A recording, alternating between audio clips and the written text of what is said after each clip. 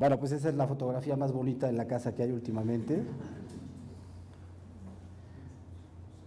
Y es una casa que es de mi familia y bueno, la cual ahorita ya es un espacio cultural y que estamos viendo cómo la modificamos y la transformamos, queremos hacer residencias, en fin, un montón de cuestiones, ¿no? Esta es la primera invitación que se hizo de La Quiñonera y que fue un proyecto de Rubén Bautista, un curador que murió más o menos en 1991. Si quieren se las leo, que dice: La Quiñonera es un espacio que se abre a la esquizofrenia del artista en constante deseo de amenaza al esquema cerrado de la creación plástica, lugar donde se pretenden un número indefinido de vocabularios que pueden originar eventos o tendencias de diversos tonos y verbos sin dictaminar los modos adecuados de producción. Aquí no hay más bandera que el reconocimiento inteligente y contemporáneo de una dialéctica que el artista fundamenta libremente seleccionando de entre millones de elementos que transitan en el discurso de la historia del arte universal. Así el ser creativo hace para sí mismo una diferencia donde la conciencia, la creatividad y la identidad individual son valores esenciales. Ese fue realmente pues el planteamiento básico con que Rubén Bautista empezó a generar una serie de exposiciones, que también es muy interesante decir, era un espacio alternativo de escultura, que en realidad para mí era el primer acercamiento a la instalación, ¿no? Y aquí ya les voy a empezar a mostrar un montón de imágenes solamente pues del espacio y de las cosas que más o menos se han desarrollado en estos 3 últimos años. Esto es de Germán Venegas.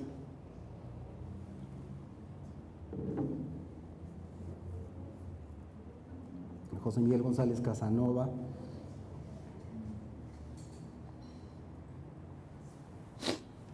Manolo Cocho también.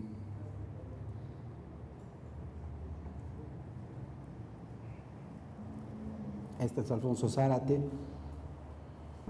Nosotros ahorita pues estamos en este momento con mucha intención de invitar a quien quiera, de ser como muy receptivos para poder generar diálogo sobre todo y ver cómo podemos configurar ahí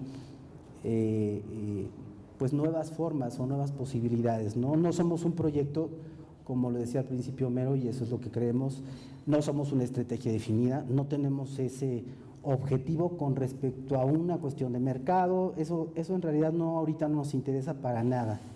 Nos interesa más bien esta cuestión un poco de tratar de meternos más en una profundidad de la esencia de cómo estamos viviendo, quiénes somos, cómo nos compartimos, y a partir de ahí reconocernos, ¿no? Generar un espacio que se pueda finalmente, pues no sé, vivir y respirar sin ninguna clase de tapujos, ¿no? Y también con una gran comunidad, ¿no?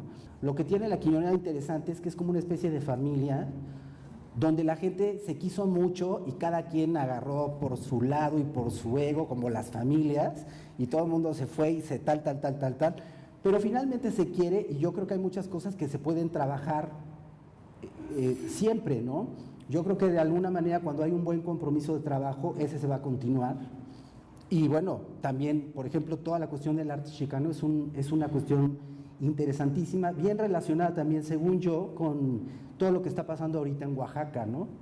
Entonces hay un montón de cosas ahí que se pueden vincular y hay que, yo creo que reflexionar, pues para entender de alguna manera una dimensión de lo mexicano, ¿no? Que es también un gran cuestionamiento, un cuestionamiento constante, ¿no? Somos, yo creo, una dimensión muy sufrida, o sea, México es una cosa, yo pienso que es un drama, o sea, en realidad, o sea, viéndolo bien, es un gran drama, ¿no?